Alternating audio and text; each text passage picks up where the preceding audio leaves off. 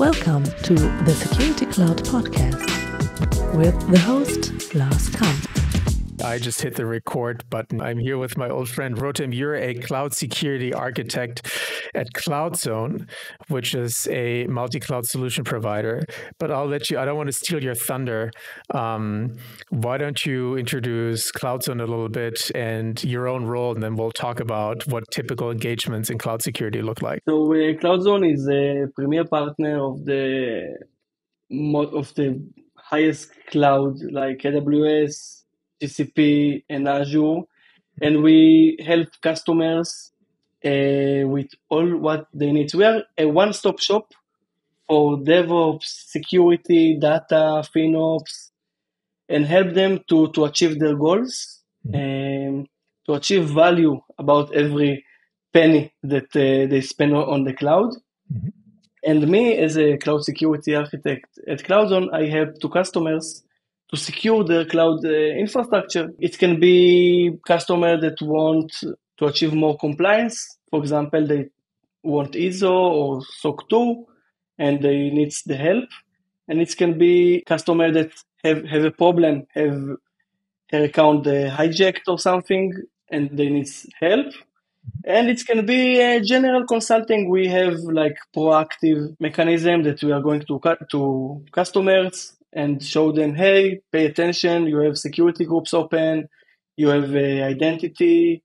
For example, it can be access key, secret key, not rotations, and help them to secure their environment. Can you talk a little bit about the nature of these engagements? Is it the customer, the client who comes to you and says, hey, I need to do something about my security and my compliance posture? Or is it CloudZone that goes in and does, consultancy needs to sell too. And your sales reps go in, your advisors, your consultants go in and actually said, look, we think you would benefit from a security assessment and maybe also improved measures. Like, is it a pull model? Is it a push model? Is it both? What do you see? It's both. Okay. It can be, for example, customers want to start selling on the marketplace, for example. Mm-hmm. So we open a case. Hey, I want to start selling on the marketplace, and he met someone from our solution architect. Mm-hmm. Now, after a talk, we take a look on the infrastructure, and we told to the customer, hey, you want to be in the marketplace? It's great. But pay attention that you have some security issues in your infrastructure. And we offer them a security project or consulting to close the gaps. And it can be, for example, when someone have a problem, it can be EC2 that have a compromise, for example, and he asks for help, or he have a DDoS attack, and after we help him in this attack and solve the problems, he think, okay, let's take a real consulting, and we start to work together. And it can be proactive also, that we can take a look on the infrastructure. We have some security assessment or a technical assessment with customers, and we take a look on the gaps, like proactive. Can you separate the two types of engagements a little bit for us? So let's just say in one case, there's some sort of incident like a DDoS attack, and then obviously they need help, right? But what about sort of the proactive part, the educational part? When you go in, how do you do discovery of potential problems? I'm sure you have your playbook and you know exactly where to look. So we are using a tool called CloudHealth. Maybe you're aware about it. What is it called? Oh, CloudHealth. CloudHealth. Okay, for FinOps. Yeah. So it's for FinOps, but he has a great recommendations for security also. Mm-hmm. For us as a partner, I think most of the MSP that working with cloud using CloudHealth also. In this tool, they have also security recommendations. Mm. So this is my first place to take a look. So we can take a look there and see security groups, for example, that open. We can take a look for EC2 on instances on public. We can take a look on the IAM, users, roles, all of that. So this is a great place to start with.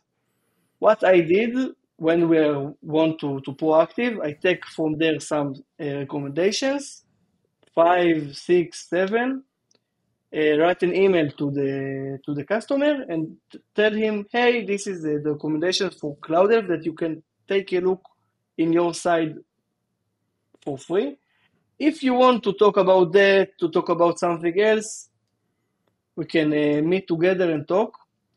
All the time when people, for example, using a lot of IAM users and don't have MFA and all that, I'm think to recommend them IAM Identity Center. All the time when I saw a lot of security groups, I can offer AWS Firewall Manager, I think, or config to close the gaps, etc., etc. So what I find interesting is that CloudHealth is the way in, because CloudHealth belongs to VMware, right? It really is a classic FinOps tool. Or am I wrong to assume that the customer first comes to you because they have some sort of spend problem? Is that correct? Like they come to you because they want to spend less on their cloud, or is that part of the engagement, the FinOps part? Yeah. Most of the customers now want to cut off the cloud spend. And most of the customers that works with partners, we are doing a great job, but most of the companies think about the money, about the money in the pocket at the end of the month, how the partner helped me to achieve more and pay less. Yeah. Okay. For example, if we're talking about security, I think security is a great balance here. Why? Because if you don't have good security, you can pay a lot in your cloud. Because if you have, for example, account that hijacked, compromised, someone take your keys, he take your keys to your home and can run crypto mining on your infrastructure, and it will cost you thousands. And when we are thinking about security, and let's start from the compliance. When I start to learn about the compliance, what they want order. They want that you will not work on all the regions in the cloud. Choose 1 or 2 regions. Don't, for example, run instances without tagging. You need order in your infrastructure. We will help you to lower the cost also. Because if you have, and you know about that from Risotto and all of that, if you have instances that you don't know what they do, and all the time don't touch this VM because I don't know who used that. So I think that it's connected to security also. We need to know our infrastructure. We need order in our infrastructure. And when we have rules in our infrastructure, you cannot create EC2 like this. For example, guardrails in our infrastructure, it's the surface, how it's called. The surface, the attack surface. The attack surface. Yeah. Of the attackers and for the human that make mistakes. Most of the mistakes, it's human. For example, last month, customer came and I have an employee that buy in mistake in the marketplace product in $1 million. Oops. $1 million. It's it's happened. It happened. Yeah. People make mistakes, and the employees is the most reason for the mistakes. So, okay, it's always humans, right? The best cloud security tools don't help if you have, if you have some random employee who just clicks on a link in an email or orders something in the marketplace for $1 million. Yeah.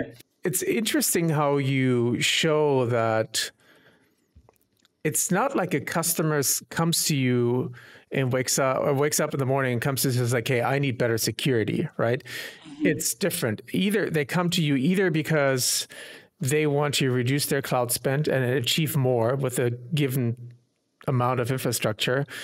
And second, because they want order. They may not think about this being an attack surface, but they want to have order in their infrastructure. They want to know what's going on, right? They want to know, I guess the term is cloud asset inventory. They want to know what's running in their inventory. And based on that, you can actually surface anecdotes like, look at this EC2 instance, look at this open port, right? And that then gives them sensibility for what good security means. Is that... Más o menos. Okay. It depends from with who you are talking in the customer company. For example, if the customer is the security one from the company, a lot of people think about security and wants like to achieve more security, and they don't think about the money. They want only to spend more about security tools. But if it's someone from the business, they're most of the time think about the money to reduce the cost, as we said. Mm-hmm.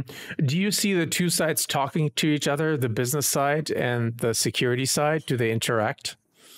Yeah, but most of the time, and agree with that. When we have the business and the security, the business needs to be like highest, the security. Because if you have security and all of your ports and infrastructure safe and I don't know, everything secure and no one can log in to your website, you don't have business. Because you have a business, yeah. And yesterday I talked with someone that wants to close, for example, I want to my website, I have users only in US, for example, in the US. And I ask him, okay, and if someone, you block all the users that not from US. And if someone will open a VPN, for example, from Israel to the US, and will go to your website, do you deny, like block this anonymous VPN users? He told me no, because if someone take all this and maybe he is like on the day-to-day in VPN, because all of us want cheap flights and all of that. Yeah. So it's okay. It's not like DDoS attack or something like that. So it's okay. So we need all the time to balance between the business and the security. And so then when you've created that sensitivity for security and also this need for balance, what are typical actions that you propose, or what are the changes these companies make to their infrastructure and to their security operations and also with their development teams? What is it that changes? How do you make it happen that your recommendations are actually implemented? I assume that most of the employees are lazy. Okay? Why the EC2, the instance, for example, in public subnet? Because it's more easy to connect to machine. It is a public subnet. I hate VPN. Most of the employees hate VPN. So what I tell them, it's like that. If we are using, for example, application load balancer, and our instances will be behind in private subnets, and these instances will be more safe because they're in private. But when the people will want to connect to these instances, what they will do? So each cloud vendor have his technique. For example, in AWS, you have AWS SSM or AWS EC2 Connect that you can easily connect to your EC2 and the EC2 in private. And what the goal is that this needs to be more easy than connect to EC2 in public. For example, to connect to EC2 in public, you need the public IP, you need the PEM file and all of that. And when you work with SSM, for example, it's easy. You can, from the console or from the terminal, you have alias, you can authenticate with AWS Identity Center, for example, or other identity provider, and it's easy. When people start, like the employees start to use this, they prefer to work like that. Yeah. And it's solve also the bastion host problem that all the time companies have one bastion host, people connect to this bastion host, and from this bastion host to all the infrastructure. But if hacker will connect to your bastion host, all the infrastructure open for him. So it solves this problem also, and it's help for the privilege to the employees, because when you have bastion host, for example, it can connect to all the instances, but you want, for example, one employee give, for example, only finance instances and other employee dev instances, for example. So what I did, I add a tag on the instances. In the permission for the user, I add the tag, this user can connect to instances that the instance have tag, for example, finance. So it's easy to maintain and all of that. I mean, that's a tagging policy. It's just basic good hygiene, right? It doesn't really have anything to do with security in the first place, but these principles, you can apply them to enforce good security. I know you work across all clouds. Have you noticed, what differences have you noticed across, like if you compare AWS to GCP to Azure, what are some of the differences? Before something like 2 weeks, someone asked me, which cloud is the best of secure, like the securest? Now I have a company and I want the highest security. To which cloud I need to go? And I answer him like, all of them is best in the same, like is the same, because here you have a tool that calls, for example, GuardDuty, and in Azure you have other tool. So más o menos is the same in all of the cloud vendors. What I like in AWS, that they have the biggest suite of tools. For example, the verified access I like. It's like a ZTNA solution for cloud. And in GCP, you have now IAM proxy, something like that help you to connect to your infrastructure secure, and this is a great solution also.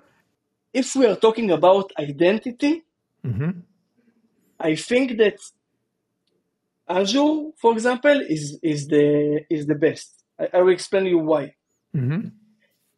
When we are talking about identity, we have employees, they are connected to the clouds. In AWS, most of the companies start with IAM, users, groups. You don't have SSO, you don't have compliance, for example, device trust, or location, geolocation. AWS added this feature of the geolocation to console recently, but you cannot enforce like hourly day work in AWS. You can alert about it, but you cannot enforce. And in Azure, when they have the identity there, it's Azure Active Directory. So there you have conditional access. That this is the highest. Like you cannot log in from regions. They have like mechanism to identify that you change location and block you, give you block for 15 minutes, and after that come back. And now when I'm thinking like this, when a government, for example, asks me how to secure the identity in AWS, I tell them, take the Azure Active Directory from Azure. Like, go to each cloud and take what they offer the best. Okay? In Google, also, they have the Google Workspace, but they don't have conditional access as I know, as I understand, like as the conditional access of Azure in this. Mm-hmm. Regarding other things like a no identity, the EC2 is the EC2, the connection is the connection, and I think more of the things is the same. In a situation where you do have a multi-cloud infrastructure, right? I mean, you already said, like, if you're running on AWS, I would still use Microsoft Active Directory. And I think it's even called, they renamed it, right? Microsoft Graph. Yeah. Yeah. But what if I run on more than one? Let's say I run on AWS and GCP, or I also run on GCP and Azure, or just all three of them.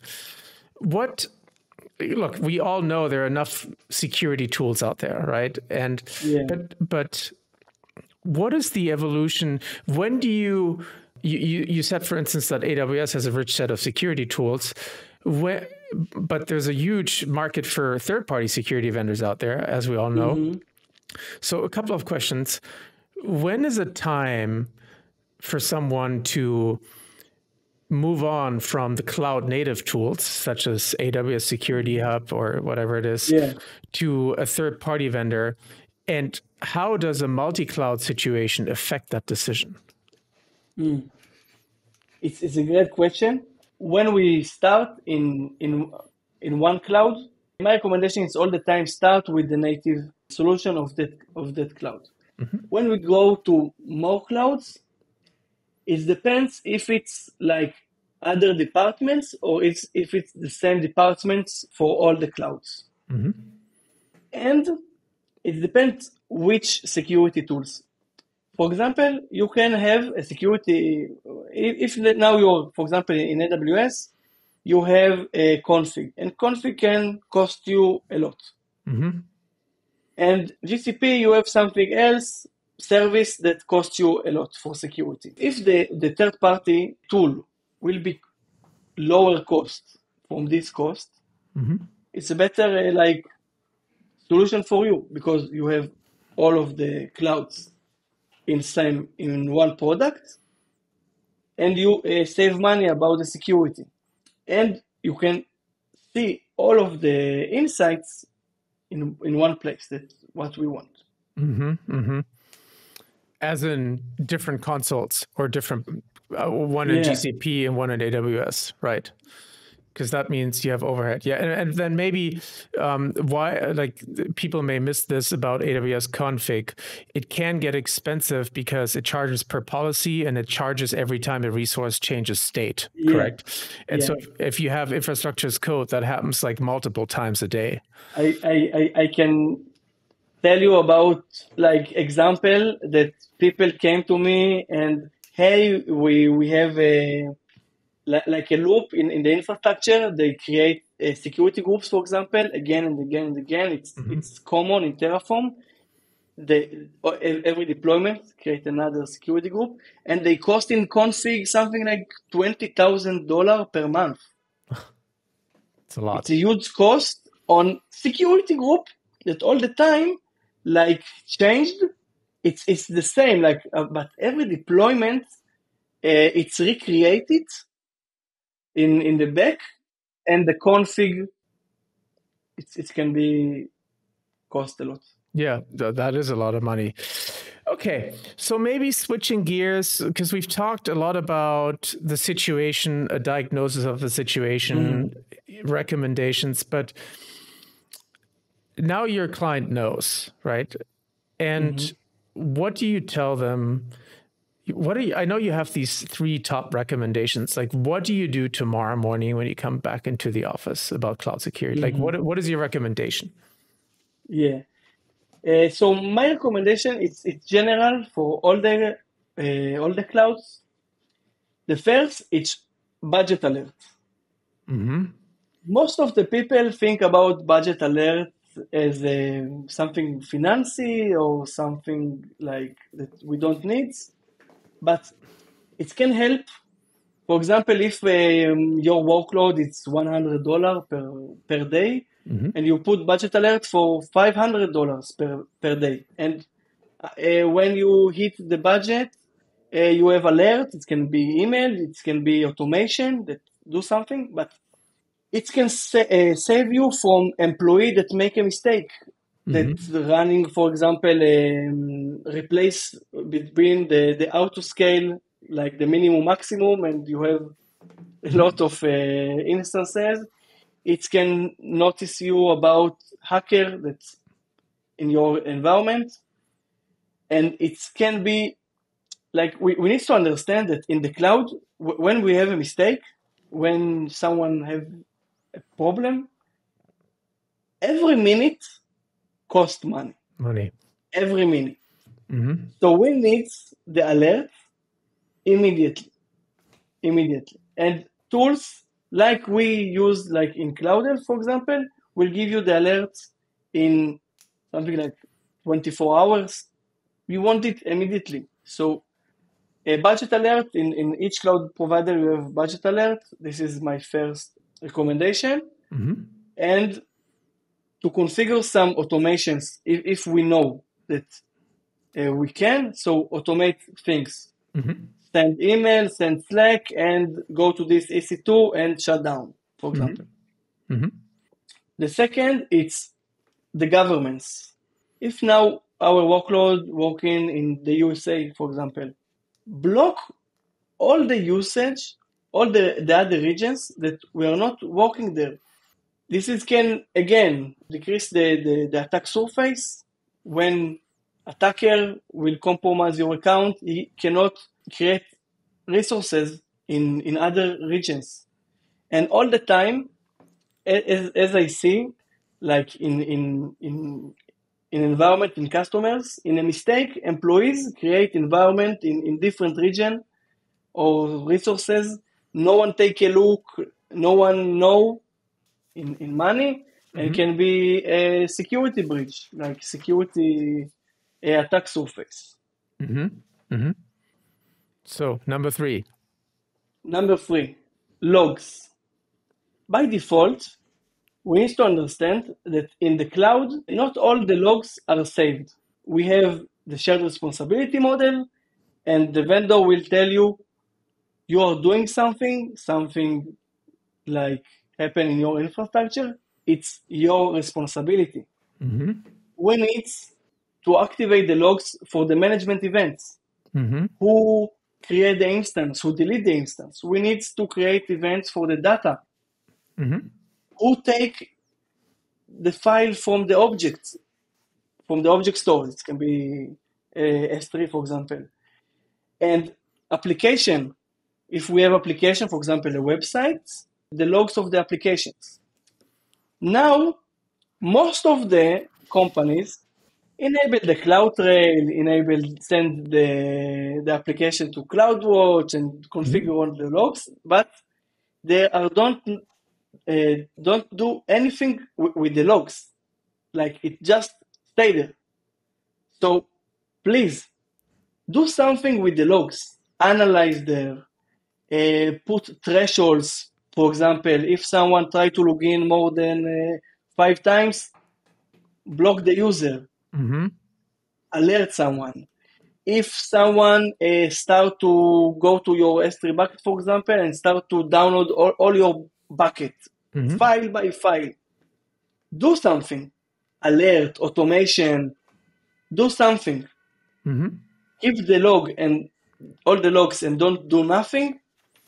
It's like don't turn it on like from the beginning. So the 3 tips, the first one was budget alerts, right? The second one was, remind me? The Governance, okay. And the third one is turn on logs and do something with them. Yeah. You know, what I find interesting as we talk is that this boundary between FinOps and cloud security is a little bit, or not only a little bit, is overlapping a lot. And I think you and I have been talking about this for a long time, that it's almost like 2 different sides of the same coin. I like the balance, to work with customers about the balance. Because It can be, for example, you want to EC2 to communicate. They communicate through VPC peering, through NAT gateway, transit gateway, through NAT gateway also. Now, we have all the time the balance. They needs to talk like in private endpoints or with through the internet. Mm-hmm. Private endpoint, I don't know, something like $20 per month. Mm-hmm. Mm-hmm. Per instance, per interface. And after that, you pay per gigabyte. Mm-hmm. So you can say, okay, I will put the instance in public, so I will not pay for that. Mm-hmm. So you have a lot of like considerations in the infrastructure in this balance of the security and the FinOps. So finding a good balance, right? Business takes priority, yeah. but finding a good balance. Yeah. Those are the great little insights and stories here, Rotem. How can people connect with you? How can they find you? They can find me on LinkedIn. On LinkedIn? Yeah, linkedin.co.il. Perfect. Yeah. We'll post it in the show notes. Rotem, thank you. This was phenomenal. Cloud security architect at CloudZone, and we'll talk soon. We'll dig more into some of these topics here. Thank you. Okay. Thank you very much. Speak soon. Bye-bye. The Security Cloud podcast brought to you by Fix.